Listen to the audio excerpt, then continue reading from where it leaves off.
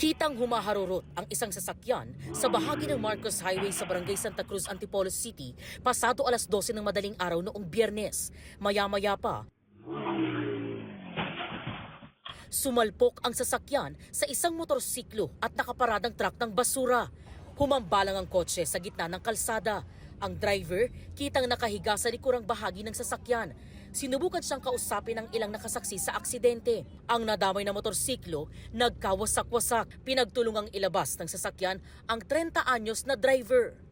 Nakita po namin na tatlong tao na yung isa nasa kotse, yung dalawa na mag-asawa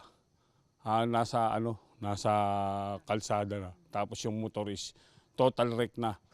Yung lalaki po, yung rider is nakahandusay po sa kalsada.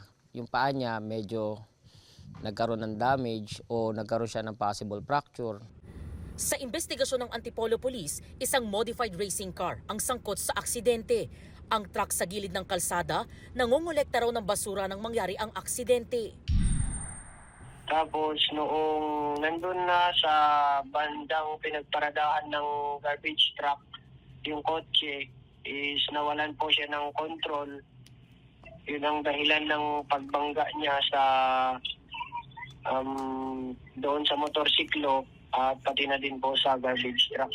Habang pauwi po kami, mga 30 lang ang takbo ko nun. Ngayon, nagminor ako dun sa area na yun kasi nga may dump truck, out truck ng basura na kumukolekta. Ang huli ko lang narinig kasi, yung tunog ng ng muffler ng sasakyan at saka lumalangit-ngit na preno. Yun, sa amin pala pupunta, kaya yun, natumilapot na kami. Nagtamo siya ng injury sa binti.